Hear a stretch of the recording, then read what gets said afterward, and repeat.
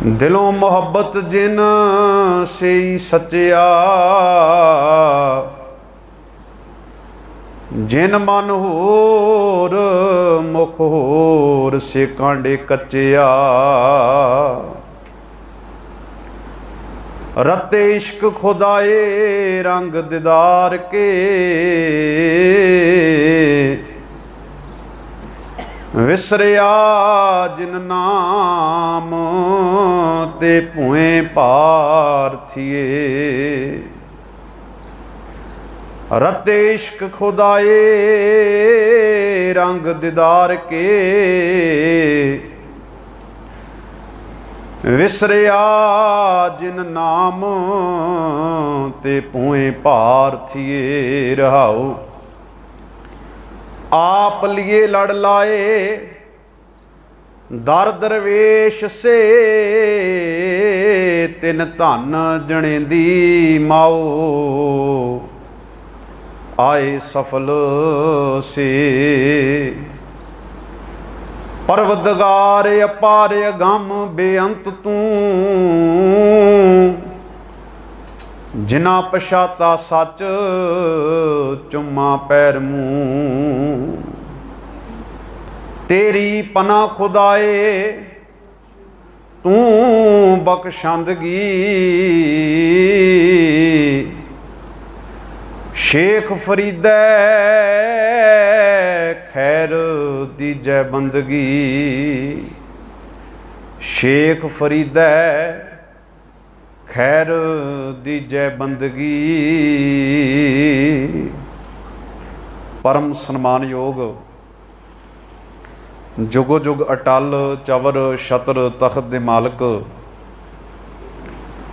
गुरता गद्दी ते सुभाईमान शब्द गुरु बाणी के बोहित, अमृत के दाते वालिए कुल आलम। लोक परलोक सवार दिन वाले सतगुरु श्री गुरु ग्रंथ साहब महाराज, तिन्हां दी पावन पवित्र मुकद्दस गोद विच अमृत वेले तो सजे होए सुंदर दीवाना दीयां हाज़रियां भर रहे सन्मानयोग सत्कारयोग गुरु प्यारे गुरु सवारे सत संगी जनों, अकाल पुरख दी महान बख्शिश रहमत दे सदका गुरदेव दी पावन बाणी दा कीर्तन मेरे तो पहलां गुरु घर के रागी ਸਿੰਘਾਂ ਦੇ पासों श्रवण कर रहे सी। आओ हुण कुछ कुछ समय लई गुरदेव दी पावन बाणी दी विचार दे नाल जुड़न दा यतन करिए।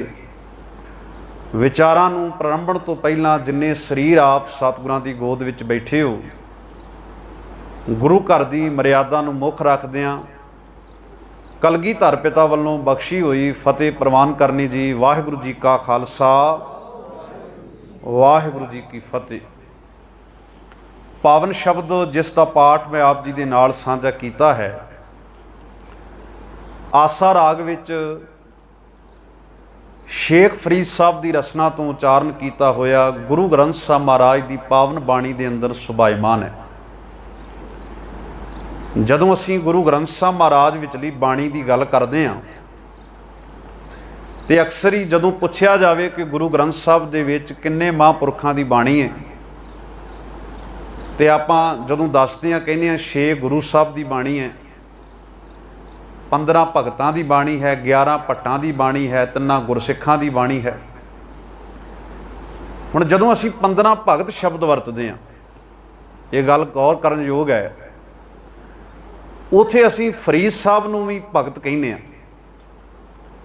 भावें कि सारे ही जिहड़े महापुरखां की बाणी दर्ज है वो सारे ही रब दे भगत ने। गुरु नानक साहब महाराज भी रब दे भगत ने, पर कुछ एक विशेष गल ये है कि 14 भगतां दा संबंध जिहड़ा है वो भगती लहर दे नाल है।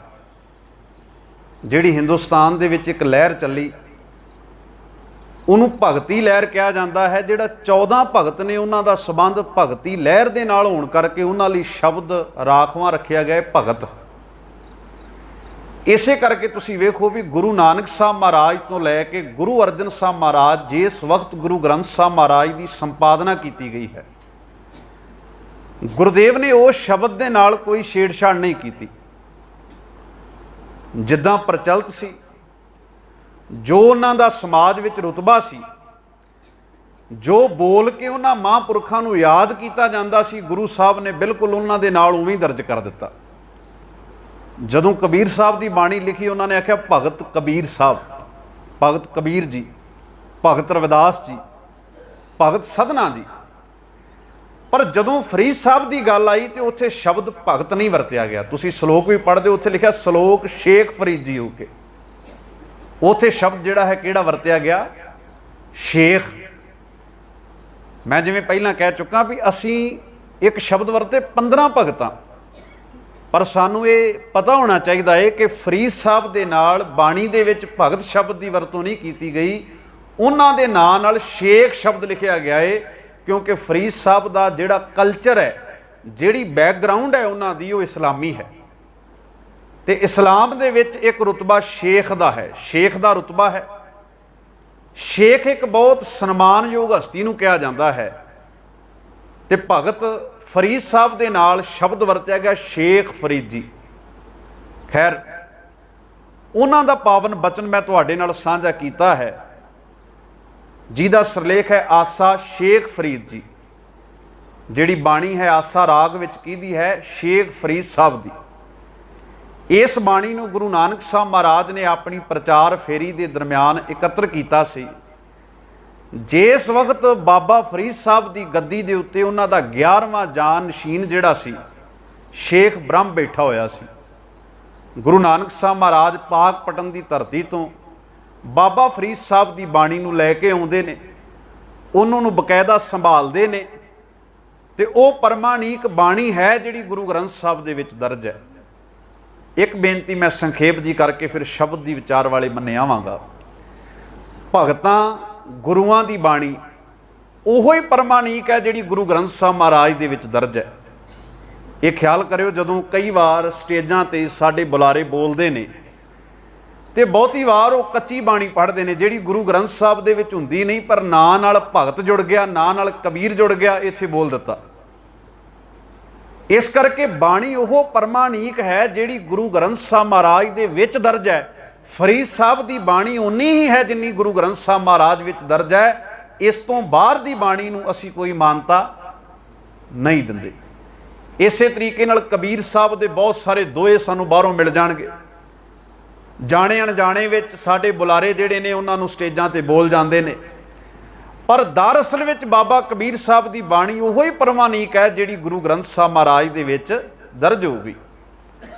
ਅੱਜ ਦਾ ਜਿਹੜਾ ਪਾਵਨ ਵਾਕ ਮੈਂ ਤੁਹਾਡੇ ਨਾਲ ਸਾਂਝਾ ਕੀਤਾ ਹੈ, ਇਹਦੀ ਰਹਾਉ ਵਾਲੀ ਪੰਕਤੀ ਹੈ, ਰੱਤੇ ਇਸ਼ਕ ਖੁਦਾਏ ਰੰਗ ਦੀਦਾਰ ਕੇ, ਵਿਸਰਿਆ ਜਿਨ ਨਾਮ ਤੇ ਭੂਏ ਭਾਰ ਥੀਏ। ਸਭ ਤੋਂ ਪਹਿਲਾਂ ਉਹਨਾਂ ਨੇ ਗੱਲ ਕੀਤੀ ਹੈ ਜਿਹੜੇ ਖੁਦਾ ਦੇ ਇਸ਼ਕ ਵਿੱਚ ਰੱਤੇ ਗਏ ਨੇ। ਰੱਤੇ ਦਾ ਅਰਥ ਹੁੰਦਾ ਹੈ ਕਿਸੇ ਚੀਜ਼ ਵਿੱਚ ਰਚ ਜਾਣਾ। ਰੱਤੇ ਸਹੀ ਜੇ ਮੁਖ ਨਾ ਮੁੜਨ, ਜਿੰਨੀ ਸਿਆਤਾ ਸਾਈਂ। ਬਾਬਾ ਫਰੀਦ ਸਾਹਿਬ ਨੇ ਸ਼ਬਦ ਇਸ਼ਕ ਵਰਤਿਆ ਹੈ। ਇਸ਼ਕ ਕੌਣ ਕਰਦਾ? ਇਸ਼ਕ ਕਰਨ ਵਾਲੇ ਨੂੰ ਕੀ ਕਹਿੰਦੇ ਨੇ? ਆਸ਼ਿਕ ਕਹਿੰਦੇ ਨੇ। ਗੁਰੂ ਅੰਗਦ ਸਾਹਿਬ ਮਹਾਰਾਜ ਦੇ 2 ਸ਼ਲੋਕ ਨੇ, ਆਸਾ ਕੀ ਵਾਰ ਵਿੱਚ ਅਸੀਂ ਪੜ੍ਹਦੇ ਹਾਂ। ਇਹ ਖਿਆਲ ਕਰਿਓ, ਗੁਰੂ ਅੰਗਦ ਸਾਹਿਬ ਦੇ ਕੇਵਲ ਸ਼ਲੋਕ ਨੇ ਜਿਹੜੇ ਵਾਰਾਂ ਦੇ ਵਿੱਚ ਦਰਜ ਨੇ। ਉਹਨਾਂ ਦੀ ਹੋਰ ਕੋਈ ਬਾਣੀ ਰਾਗਾਂ ਵਿੱਚ ਨਹੀਂ ਹੈ ਜਾਂ ਕੋਈ ਵਿਸ਼ੇਸ਼ ਬਾਣੀ ਨਹੀਂ ਹੈ। ਉਹਨਾਂ ਦੇ ਸਿਰਫ ਸ਼ਲੋਕ ਨੇ ਜਿਹੜੇ ਵਾਰਾਂ ਦੇ ਵਿੱਚ ਸਤਿਗੁਰੂ ਨੇ ਦਰਜ ਕਰ ਦਿੱਤੇ ਨੇ। ਉੱਥੇ ਮਹਾਰਾਜ ਨੇ ਆਸ਼ਕ ਦੀ ਪਰਿਭਾਸ਼ਾ ਦਿੱਤੀ ਹੈ, ਜਿਹੜਾ ਇਸ਼ਕ ਕਰਨ ਵਾਲਾ ਹੈ ਉਹ ਕਿੱਦਾਂ ਦਾ ਹੁੰਦਾ ਹੈ। ਵੇਖੋ, ਦੁਨੀਆ ਵਿੱਚ ਆਸ਼ਕਾਂ ਦੀ ਕੋਈ ਕਮੀ ਨਹੀਂ ਹੈ। ਕੱਚੇ ਆਸ਼ਕ ਬਹੁਤ ਮਿਲ ਜਾਣਗੇ, ਧਨ ਦੌਲਤ ਸੰਪਤੀ ਜਿਸਮ ਦੇ ਆਸ਼ਕ ਸੰਸਾਰ ਦੇ ਵਿੱਚ ਘਰੋ ਘਰੀ ਨੇ, ਸਾਡੇ ਮੱਥੇ ਲੱਗ ਜਾਣਗੇ, ਸਾਨੂੰ ਵੇਖਣ ਨੂੰ ਮਿਲ ਜਾਣਗੇ। ਮਾਲਕ ਗੁਰੂ ਅੰਗਦ ਸਾਹਿਬ ਸੱਚੇ ਪਾਤਸ਼ਾਹ ਬਖਸ਼ਿਸ਼ ਕਰਦਿਆਂ ਕਹਿੰਦੇ ਨੇ, ਏਕ ਨੇਹੀ ਆਸ਼ਕੀ ਦੂਜੇ ਲੱਗੈ ਜਾਏ। ਕੋਈ ਬੰਦਾ ਕਵੇ ਮੈਂ ਇਸ਼ਕ ਵੀ ਕਰਦਾ ਤੇ ਉਹਦੀ ਪ੍ਰੀਤ ਕਿਸੇ ਦੂਜੇ ਨਾਲ ਵੀ ਹੋਵੇ, ਮਹਾਰਾਜ ਕਹਿੰਦੇ ਕਿਹੋ ਜਿਹੀ ਆਸ਼ਕੀ ਹੈ। ਕੋਈ ਕਵੇ ਮੈਂ ਗੁਰੂ ਨਾਲ ਇਸ਼ਕ ਕਰਦਾ, ਮੈਂ ਗੁਰੂ ਗ੍ਰੰਥ ਸਾਹਿਬ ਦਾ ਆਸ਼ਕ ਹਾਂ, ਮੈਂ ਬਾਣੀ ਦਾ ਆਸ਼ਕ ਹਾਂ, ਸ਼ਾਮਾਂ ਨੂੰ ਕਿਸੇ ਕਬਰ ਵਾਲੇ ਕੋਲ ਬੈਠਾ ਹੋਵੇ, ਕਿਸੇ ਪੀਰ ਫਕੀਰ ਦੇ ਦਰ ਉੱਤੇ ਬੈਠਾ ਹੋਵੇ, ਇਹ ਕਿੱਦਾਂ ਦਾ ਇਸ਼ਕ ਹੈ? ਸਤਿਗੁਰ ਨੇ ਆਸ਼ਕ ਦੀ ਪਰਿਭਾਸ਼ਾ ਦਿੱਤੀ, ਕਹਿਣ ਲੱਗੇ ਪਹਿਲੀ ਨਿਸ਼ਾਨੀ ਉਹਦੀ ਇਹ ਹੈ, ਆਸ਼ਕ ਏਕ ਨੇਹੀ ਆਸ਼ਕੀ दूजा लगे जाए, नानक आशिक कांड गए सद ही रह समाए। आशिक वो है जिहड़ा उहदे विच समाया रहिंदा है। फिर अगली पंक्ति वेखो, कहंदे चंगा चंगा कर मन्ने, मंदा मंदा होए। जिहड़ा सत करके गुरु की गल नूं मान लवे, जिहदे नाल इश्क कीता जावे, ओहदी गल नूं सत बचन कह के स्वीकार कर लिया जावे, वो आशिक की परिभाषा है। एक होर ख्याल करियो, जिहड़ा आशिक हुंदा है ना, उहनूं ये फिक्र नहीं हुंदा कि मेरा नुकसान की होवेगा। ते जे आशिक ये सोच के बैठा है कि इश्क करन दा नुकसान है, समझो उन्हें इश्क कीता ही नहीं। जे उन्होंने ये डर है, सतगुरु ने आखा आशिक आसां बाहरा। आशिक वो है जिहड़ा दुनिया दीआं आसां तो बाहरी हो गया, जिहड़ा दुनिया के स्वार्थां तो बाहरी हो गया, जिन्हों ये लगता है कि गुरु नाल प्रेम कीतियां घाटा पैंदा है, जिहड़ा शरीर की परवाह कर लग पिया, जिहड़ा पदार्थां की परवाह कर लग पिया। महाराज कहंदे इहदी आशिकी कच्ची है। ते इतिहास गवाह है, जिहड़े कच्चे आशिक सी वो वाकई झड़ गए। उन्होंने किते जिंदगी दे ऐसे मुकाम ते जाके उन्हें गुरु नूं मत देनी शुरू कर दी, गुरु साहब तुसीं क्यों इन्हां चक्करां विच पए हो, बह के राम राम करो, कोई रब दा नां लिओ, तुसीं पहाड़ी राजियां जाओ, औरंगजेब तो की लेना है। वो गुरु नूं समझाउण लग पए ना। जिस वक्त सतगुरु महाराज ने खंडे बाटे की पौड़ तैयार की, किन्ने ऐसे सी जिहड़े माता गुजरी नूं समझाउण आए, माता गुजर कौर नूं समझाउण आ गए कि गुरु कलगीधर महाराज गलत स्टैप चुक रहे हैं। यदा मतलब दावा तो इश्क का किया। कई बार कुछ चीज़ां होंदियां ने, जिवें ना सतगुरु ने बाणी विच इस गल का जिक्र किया है, जदों रुख हुंदा है ना, रुख नूं फल लगदे ने। कुछ फल ऐसे हुंदे ने जिहड़े वेखण नूं लगदे ने भी नाल लगे हुए ने, पर उन्हां दा रुख दे नाल अंदरों संबंध टुੱਟਾ हुंदा है। कहिंदे उहनूं भी फल ही ने। हुण सेबां दे रुख नूं सेब लगे होण जां अंबां दे बूटे नूं अंब लगे होण, बाहरों वेखण नूं इदां लगदे ने भी ये नाल जुड़े हुए ने, पर दरअसल विच वो अंदरों टुੱਟੇ हुंदे ने, जिहदा करके वो बाहरों जुड़े हुए लगते हैं, पर उन्हां दे अंदर वो क्वालिटी, वो रस नहीं हुंदा। हुण कई बार बंदा बाहरों जुड़िया होया लगदा भी गुरु नाल बहुत जुड़िया है, गुरु दे नाल बहुत प्रेम है, गुरु नाल बहुत प्यार है, पर बंदा अंदरों उन्ना ही टुੱਟਾ हुंदा है, उन्ना ही दूर हुंदा है। सतगुरु ने आख्या आशिक वो है जिहड़ा आसां तो बाहरी हो गया। आशिक आसां बाहरा, पर मेरे मालका मेरे विच एक मुश्किल है, मेरे मन दे विच ते वड्डियां वड्डियां आसां ने, मैं ते बड़ियां वड्डियां आसां रख के बैठा। सतगुरु सच्चे, मैं संखेप बेनती करा क्योंकि समा सीमित है। गुरुदेव गुरु अंगद साहब सच्चे पातशाह बख्शिश करदे कहंदे ने आशिक कौन है? आशिके ना आखिए दूजा लगे जाए, नानक आशिक कांड गए सद ही रहे समाए। चंगा चंगा कर मन्ने, मंदै मंदा होए। आशिक ए ना आखिए जे लेखै वरतै सोए। जिहड़ा लेखियां विच वरतदा है, लेखियां विच वरतना की हुंदा है? लेखियां विच वरतन दा अर्थ है मैं तेरे लिए आ कीता, तू हुण मेरे लिए आ कर। इहनूं कहंदे ने लेखे च वरतना। मैं तेरे दर ते मत्था टेकिया, मैं तेरे दर उत्ते आण के सिजदा कीता, अखंड पाठ कराया, कीर्तन कराया, हुण मेरे बदले आ कर दे। इहनूं कहंदे ने लेखे दे विच वरतना। फिर इश्क काहदा है? इश्क ते लेखे मेट जांदा है। सतगुरु गुरु गरीब नवाज बाबा फरीद साहब ने, शेख फरीद साहब ने आख्या, कहन लगे एक गल है उन्हां दी जिहड़े उहदे इश्क विच रत्ते होए ने, रत्ते इश्क खुदाए रंग दीदार के। ते अगला बचन रखिया विसरिया जिन नाम ते भुएं भार छिए। एक वो ने जिन्हां ने नाम नूं विसारिया है, ਉਹਦੀ जीवन जांच ਨੂੰ विसारिया है। एक बचन होर साझा करदे, जदों ये श्लोक पढ़िया गुरु अंगद साहब का, उस वेले अगला श्लोक फिर गुरु अंगद साहब का शुरू हो गया। कहन लगे श्लोक महला दूजा, बचन रखिया सलाम जवाब दोवें करे। सलाम भी करता है ते जवाब भी करता है। इनू थोड़ा जिहा समझो, इसदा अर्थ की है।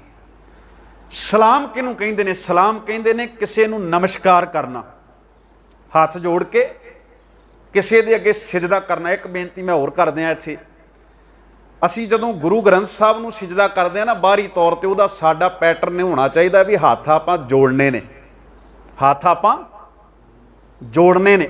ਕਈ ਸਾਡੇ ਭਰਾ ਇਦਾਂ ਕਰਦੇ ਆ, ਜਾਂ ਅਸੀਂ ਇਦਾਂ ਕਰ ਲੈਂ ਜਿਵੇਂ ਮੁਸਲਮਾਨ ਮਸਜਿਦ ਵਿੱਚ ਨਮਾਜ਼ ਪੜ੍ਹ ਰਿਹਾ ਹੁੰਦਾ, ਅਸੀਂ ਗੁਰਦੁਆਰਿਆਂ ਨੂੰ ਮਸੀਤਾਂ ਬਣਾ ਦਿੱਤਾ। ਇੱਥੇ ਹੱਥ ਜੁੜੇ ਨੇ ਉਹਦੇ ਸ਼ੁਕਰਾਨੇ 'ਚ, ਇਹ ਫਰਕ ਹੈ।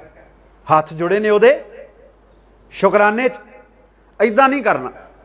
ਅਸੀਂ ਕਰ ਲੈਂਦੇ ਹਾਂ ਕਈ ਵਾਰ ਜਾਣੇ ਅਣਜਾਣੇ ਵਿੱਚ, ਠੀਕ ਹੈ। ਮੱਥਾ ਟੇਕਣ ਦਾ ਢੰਗ ਹੈ ਵੀਰ ਆਸਣ ਹੋ ਕੇ। ਹੁਣ ਕਈ ਆਉਂਦੇ ਨੇ, ਖਿਮਾ ਮੈਂ ਫਿਰ ਮਾਫੀ ਮੰਗਦਾ, ਲੰਮੇ ਪੈ ਜਾਂਦੇ ਨੇ ਆਣ ਕੇ ਗੁਰੂ ਗ੍ਰੰਥ ਸਾਹਿਬ ਪਿੱਛੋਂ। ਫਿਰ ਸੰਗਤ ਵਿਚਾਰੀ ਪਰੇਸ਼ਾਨ ਹੁੰਦੀ ਰਹਿੰਦੀ ਹੈ ਵੀ ਕਦੋਂ ਇਹ ਉੱਠੇ ਤੇ ਕਦੋਂ ਅਸੀਂ ਮੱਥਾ ਟੇਕੀਏ। ਕਈ ਵਾਰ ਕੁਝ ਵੀਰ ਭਰਾ ਮੱਥਾ ਟੇਕਦੇ ਨੇ, ਉਹ ਫਿਰ ਜਿਹੜੇ ਪੈਰੀ ਆਉਂਦੇ ਨੇ ਉਸੇ ਪੈਰੀ ਪੁੱਠਿਆਂ ਪੈਰੀ ਮੁੜਦੇ ਨੇ ਪਿਛਾਂਹ ਨੂੰ। ਪਿੱਛੇ ਬੱਚਾ ਆ ਗਿਆ, ਮੈਂ ਇੱਕ ਦਿਨ ਵੇਖ ਰਿਹਾ ਸੀ ਤੇ ਪਿੱਛੇ ਬੱਚਾ ਆ ਗਿਆ ਤੇ ਬੱਚਾ ਹੁਣ ਪਿੱਛੇ ਜੇ ਕੋਈ ਇਦਾਂ ਤੁਰਿਆ ਜਾ ਰਿਹਾ, ਅੱਛਾ ਫਿਰ ਮਨ 'ਚ ਡਰ ਵੀ ਰਹਿੰਦਾ ਪਿੱਛੇ ਤਾਂ ਨਹੀਂ ਕੋਈ ਹੈਗਾ ਇਦਾਂ ਕਰਕੇ, ਫਰਕ ਤੇ ਫਿਰ ਪੈ ਗਿਆ।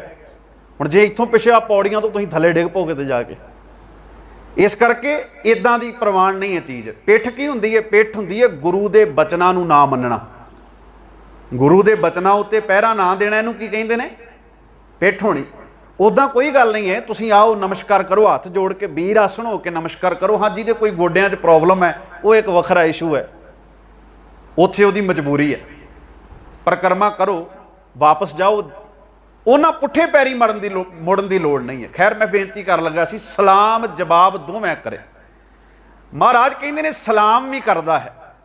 ਸਲਾਮ ਦਾ ਅਰਥ ਹੁੰਦਾ ਨਮਸਕਾਰ ਕਰਨੀ, ਇੱਕ ਹੁੰਦਾ ਸਲੂਟ ਮਾਰਨਾ, ਦੂਜਾ ਬਚਨ ਰੱਖਿਆ ਜਵਾਬ। ਜਵਾਬ ਕੀ ਹੁੰਦਾ ਹੈ? ਜਵਾਬ ਹੁੰਦਾ ਹੈ ਹਾਮੀ ਭਰਨੀ। ਜਿਵੇਂ ਮੈਂ ਤੁਹਾਨੂੰ ਕੋਈ ਗੱਲ ਕਰਾਂ ਵੀ ਇਦਾਂ ਕਰਨਾ ਚਾਹੀਦਾ, ਤੁਸੀਂ ਕਹੋ ਹਾਂਜੀ ਬਿਲਕੁਲ ਕਰਨਾ ਚਾਹੀਦਾ, ਇਹ ਕਹਿੰਦੇ ਨੇ, ਇਹਨੂੰ ਕਹਿੰਦੇ ਨੇ ਜਵਾਬ ਦੇਣਾ। ਹਾਂਜੀ, ਹਾਮੀ ਭਰਨੀ। ਇੱਕ ਹੁੰਦਾ ਹੈ ਜਵਾਬ ਦੇ ਦੇਣਾ ਵੀ ਜਾ ਮੈਂ ਨਹੀਂ ਮੰਨਦਾ। ਇੱਕ ਹੁੰਦਾ ਹੈ ਜਵਾਬ ਇਦਾਂ ਦਾ ਦੇਣਾ ਵੀ ਹਾਂਜੀ ਕੋਈ ਗੱਲ ਨਹੀਂ, ਇਦਾਂ ਕਰਾਂਗੇ। ਮਹਾਰਾਜ ਕਹਿੰਦੇ ਦੋ ਕੰਮ ਕਰਦਾ ਹੈ ਗੁਰੂ ਦੇ ਅੱਗੇ ਆਣ ਕੇ। ਕਹਿੰਦੇ ਸਲਾਮ ਵੀ ਕਰਦਾ ਹੈ, ਜਵਾਬ ਵੀ ਦਿੰਦਾ ਹੈ। ਜਵਾਬ ਦਿੰਦਾ ਹੈ, ਕਹਿੰਦਾ ਹਾਂ ਗੁਰੂ ਸਾਹਿਬ ਇਦਾਂ ਮੈਂ ਕਰਾਂਗਾ। ਸਲਾਮ ਜਵਾਬ ਦੋਵੇਂ ਕਰੇ, ਕੋਈ ਫਰਕ ਨਹੀਂ ਹੈ। ਬਾਹਰ ਦੇਸ਼ ਦੀ ਸਲਾਮ ਵੀ ਕਰ ਦਿੱਤਾ। ਪੰਜਾਬੀ ਦੀ ਇੱਕ ਕਹਾਵਤ ਹੈ, ਆਖਾ ਮੋੜਨਾ ਨਹੀਂ ਤੇ ਡੱਕਾ ਤੋੜਨਾ ਨਹੀਂ। ਵੀ ਆਖਾ ਨਹੀਂ ਮੋੜਨਾ ਤੇ ਨਾਲ ਨਾਲ ਡੱਕਾ ਵੀ ਤੋੜ ਕੇ ਦੂਰਾ ਨਹੀਂ ਕਰਨਾ। ਸਤਿਗੁਰੂ ਗੁਰੂ ਅੰਗਦ ਸਾਹਿਬ ਕਹਿੰਦੇ ਨੇ ਸਲਾਮ ਜਵਾਬ ਦੋਵੇਂ ਕਰੇ, ਮੁੰਡੋ ਕੁੱਥਾ ਜਾਏ, ਨਾਨਕ ਦੋਵੇਂ ਕੂੜੀਆਂ ਥਾਏ ਨਾ ਕਾਈ ਪਾਏ। ਤੇਰਾ ਟੇਕਿਆ ਹੋਇਆ ਨਮਸਕਾਰ, ਤੇਰਾ ਟੇਕਿਆ ਹੋਇਆ ਮੱਥਾ ਵੀ ਝੂਠਾ, ਤੇ ਜਿਹੜੀ ਤੂੰ ਹਾਮੀ ਭਰ ਰਿਹਾ ਸੀ ਨਾ ਝੂਠੀ ਝੂਠੀ, ਹਾਂਜੀ ਕਰ ਦਿਆਂਗੇ ਕਰ ਦਿਆਂਗੇ। ਕਈ ਬੰਦੇ ਹੁੰਦੇ ਨੇ ਨਾ ਜਿਨ੍ਹਾਂ ਕੋਲ ਪੈਸੇ ਲੈਣੇ ਹੋਣ, ਉਹ ਕੀ ਕਹਿੰਦੇ ਨੇ ਭਲਾ? ਕਹਿੰਦੇ ਕੋਈ ਨਹੀਂ ਦੇ ਦਿਆਂਗੇ, ਭੱਜੇ ਚੱਲੇ ਕਿਤੇ। ਜਵਾਬ ਦਿੰਦੇ ਨੇ ਉਹ ਆਪਾਂ ਨੂੰ? ਨਹੀਂ। ਸਾਲ ਲੰਘ ਜਾਂਦਾ, ਸਾਲ 2 ਸਾਲ, ਫਿਰ ਜਾ ਕੇ ਪੁੱਛੋ ਜੀ ਪੈਸੇ, ਕਹਿੰਦੇ ਕਿਤੇ ਚੱਲੇ, ਇੱਥੇ ਹੀ ਆ। ਅਸੀਂ ਕਿਹੜਾ ਮੁੱਕਰੇ ਆ? ਅਸੀਂ ਮੁੱਕਰੇ ਥੋੜਾ। ਇਹਦਾ ਮਤਲਬ ਉਹ ਜਵਾਬ ਨਹੀਂ ਦੇ ਰਿਹਾ ਵੀ ਮੈਂ ਨਹੀਂ ਦੇਣੇ, ਉਹ ਕਹਿ ਰਿਹਾ ਹਾਂ ਮੈਂ ਦੇ ਦੇਵਾਂਗਾ। ਗੁਰੂ ਦੇ ਦਰ ਉੱਤੇ ਆਣ ਕੇ ਵੀ ਬਹੁਤੀ ਵਾਰ ਬੰਦਾ ਇਦਾਂ ਕਰਦਾ, ਬਹੁਤੀ ਵਾਰ ਇਦਾਂ ਕਰਦਾ। ਬਾਬਾ ਫਰੀਦ ਸਾਹਿਬ ਕਹਿੰਦੇ ਰੱਤੇ ਇਸ਼ਕ ਖੁਦਾਏ ਰੰਗ ਦਿਦਾਰ ਕੇ, ਕੋ ਜਿਹੜੇ ਉਹਦੇ ਦਿਦਾਰਿਆਂ ਦੇ ਰੰਗ ਵਿੱਚ, ਉਹਦੇ ਇਸ਼ਕ ਵਿੱਚ ਰੱਤੇ ਗਏ। ਦੂਜੇ ਉਹ ਵਿਸਰਿਆ ਜਿਨ ਨਾਮ ਤੇ ਭੂਏ ਭਾਰ ਚੀਏ, ਜਿਨ੍ਹਾਂ ਨੇ ਉਹਦੇ ਨਾਮ ਨੂੰ ਵਿਸਾਰ ਦਿੱਤਾ। ਫਰੀਦ ਸਾਹਿਬ ਕਹਿੰਦੇ ਉਹ ਧਰਤੀ ਦੇ ਉੱਤੇ ਭਾਰ ਨੇ। ਭਾਈ ਗੁਰਦਾਸ ਸਾਹਿਬ ਨੇ ਇੱਕ ਬਚਨ ਰੱਖਿਆ, ਮੈਂ ਸੰਖੇਪ ਕਹਿ ਦਿਆਂ। ਉਹਨਾਂ ਨੇ ਧਰਤੀ ਨਾਲ ਗੱਲ ਕੀਤੀ। ਜਿਹੜਾ ਕਵੀ ਹੁੰਦਾ ਹੈ ਨਾ, ਉਹ ਕਿਸੇ ਨਾਲ ਵੀ ਗੱਲ ਕਰ ਸਕਦਾ, ਉਹਦੇ ਕੋਲ ਇੰਨਾ ਕੁ ਅਧਿਕਾਰ ਹੈ। ਉਹ ਰੁੱਖਾਂ ਨਾਲ ਗੱਲ ਕਰ ਲੈਂਦਾ ਹੈ, ਉਹ ਧਰਤੀ ਨਾਲ ਗੱਲ ਕਰ ਲੈਂਦਾ ਹੈ, ਉਹ ਮੁਰਦਿਆਂ ਨਾਲ ਵੀ ਗੱਲ ਕਰ ਲੈਂਦਾ ਹੈ। ਉਹਦੀ ਕਾਵਿ ਦੀ, ਉਹਦੀ ਪੋਇਟਰੀ ਦਾ ਇੱਕ ਤਰੀਕਾ ਹੁੰਦਾ ਹੈ। ਭਾਈ ਗੁਰਦਾਸ ਸਾਹਿਬ ਕਹਿੰਦੇ ਨੇ ਮੈਂ ਧਰਤੀ ਨੂੰ ਪੁੱਛਿਆ ਵੀ ਐਡੇ ਐਡੇ ਵੱਡੇ ਵੱਡੇ ਪਰਬਤ ਤੇਰੇ ਹਿੱਕ ਉੱਤੇ ਬੈਠੇ ਨੇ, ਇੰਨੇ ਲੋਕਾਂ ਨੇ ਮਹਿਲ ਤੇ ਘਰ ਬਣਾਏ ਨੇ, ਇੰਨੇ ਸਮੁੰਦਰ ਨੇ, ਇੰਨੇ ਦਰਿਆ ਨੇ ਤੇਰੇ ਉੱਤੇ, ਤੈਨੂੰ ਭਾਰ ਨਹੀਂ ਲੱਗਦਾ? ਮੈਂ ਧਰਤੀ ਨੂੰ ਪੁੱਛਿਆ, ਉਹ ਕਹਿੰਦੇ ਤੇ ਜਵਾਬ ਦਿੱਤਾ ਨਾ ਤਿਸ ਭਾਰੇ ਪਰਬਤਾਂ ਅਸਮਾਨ ਖਾਂਦੇ, ਨਾ ਤਿਸ ਭਾਰੇ ਕੋਟਗੜ। ਕਹਿਣ ਲੱਗੇ ਨਾ ਵੱਡੇ ਵੱਡੇ ਕਿਲੇ ਭਾਰੇ ਨੇ, ਧਰਤੀ ਨੇ ਮੈਨੂੰ ਜਵਾਬ ਦਿੱਤਾ, ਨਾ ਮੈਨੂੰ ਦਰਿਆਵਾਂ ਦਾ ਭਾਰ ਲੱਗਦਾ, ਇੱਕੋ ਚੀਜ਼ ਦਾ ਭਾਰ ਲੱਗਦਾ ਹੈ। ਧਰਤੀ ਕਹਿਣ ਲੱਗੀ ਭਾਰੇ ਭੂਈ ਅਕਿਰਤ ਕਣ ਮੰਦੀ ਹੋ ਮੰਦੇ, ਧਰਤੀ ਕਹਿਣ ਲੱਗੀ ਜੇ ਮੈਨੂੰ ਕਿਸੇ ਦਾ ਭਾਰ ਲੱਗਦਾ ਹੈ ਤੇ ਅਕਿਰਤ ਘਣਾ ਦਾ ਭਾਰ ਲੱਗਦਾ ਹੈ। ਅਕਿਰਤ ਘਣ ਕਿਹਨੂੰ ਕਹਿੰਦੇ ਨੇ? ਜਿਹੜਾ ਕਿਸੇ ਦੀ ਕੀਤੀ ਹੋਈ ਨੂੰ ਜਾਣਦਾ ਨਹੀਂ ਹੈ, ਜਿਹੜਾ ਕਿਸੇ ਦੇ ਪਰਉਪਕਾਰਾਂ ਨੂੰ ਭੁੱਲ ਜਾਵੇ ਉਹਨੂੰ ਆਪਾਂ ਸ਼ਬਦ ਵਰਦੇ ਇਹ ਅਕਿਰਤ ਘਣ ਹੋ ਗਿਆ। ਖੈਰ ਸਤਿਗੁਰੂ ਮਹਾਰਾਜ ਕਹਿੰਦੇ ਨੇ ਰਤੇ ਇਸ਼ਕ ਖੁਦਾਏ ਰੰਗ ਦਿਦਾਰ ਕੇ ਵਿਸਰਿਆ ਜਿਨ ਨਾਮ ਤੇ ਭੂਏ ਭਾਰ ਥੀਏ ਰਹਾਓ।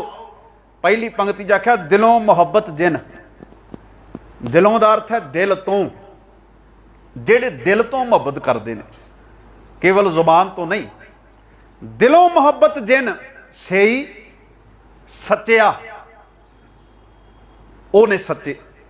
ਜਿਨ ਮਨ ਹੋਰ ਮੁਖ ਹੋਰ ਸੇ ਕਾਂਡੇ ਕੱਚਿਆ। ਕਾਂਡੇ ਦਾ ਮਤਲਬ ਹੁੰਦਾ ਹੈ ਕਹੇ ਜਾਂਦੇ ਨੇ।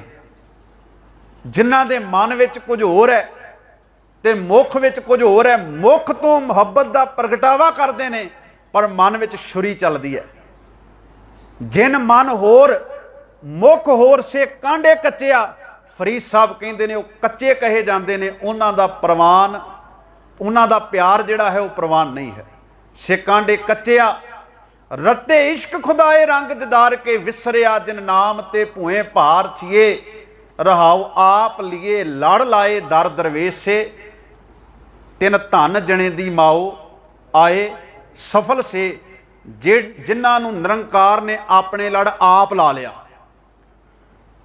ਇੱਥੇ ਸ਼ਬਦ ਆਪ ਵਰਤਿਆ ਵੀ ਰੱਬ ਨੇ ਆਪ ਲੜ ਲਾ ਲਿਆ, ਕਿਉਂਕਿ ਜਦੋਂ ਸਾਡਾ ਜਿਹੜਾ ਇਸ਼ਕ ਹੁੰਦਾ ਹੈ ਨਾ, ਅਸੀਂ ਕਿਸੇ ਦੇ ਕੁਝ ਪੈਸੇ ਦੇਣੇ ਹੋਣ, ਥੋੜਾ ਜਿਹਾ ਉਦਾਹਰਨ ਨੂੰ ਸਮਝ ਲਿਓ, ਪੈਸੇ ਦੇਣੇ ਹੋਣ ਤੇ ਆਪਾਂ ਕੀ ਆਖਾਂਗੇ ਵੀ ਅੱਜ ਭਾਈ ਤੇਰੀ ਰਕਮ ਤਾਰਨੀ ਆ, ਤੂੰ ਇਦਾਂ ਕਰ ਵੀ ਮੇਰਾ ਹਿਸਾਬ ਕਰ ਦੇ ਤਾਂ ਕਿ ਮੇਰਾ ਕਰਜ਼ਾ ਲੈ ਜੇ, ਮੇਰਾ ਰਿਣ ਲੱਥ ਜਾਵੇ।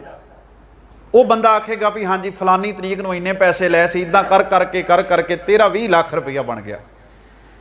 ਬੰਦੇ ਨੇ ਜੇਬ ਵਿੱਚੋਂ 20 ਲੱਖ ਰੁਪਈਆ ਕੱਢਿਆ, ਉਹਦੇ ਅੱਗੇ ਧਰ ਕੇ ਕਹਿੰਦਾ ਵੀ ਹੁਣ ਅੱਜ ਤੋਂ ਬਾਅਦ ਮੈਨੂੰ ਪਰੇਸ਼ਾਨ ਨਾ ਕਰੀ, ਕਿਉਂਕਿ ਤੂੰ ਮੇਰੇ ਤੋਂ ਕੁਝ ਲੈਣਾ ਸੀ, ਮੈਂ ਤੇਰਾ ਕੁਝ ਦੇਣਾ ਸੀ, ਇਸ ਕਰਕੇ ਆ ਲੈ ਆਪਣਾ ਹਿਸਾਬ ਬਰਾਬਰ ਹੋ ਗਿਆ, ਹੁਣ ਲੇਖਾ ਪਾੜ ਦੇ, ਹੁਣ ਕਾਗਜ਼ ਪਾੜ ਦੇ।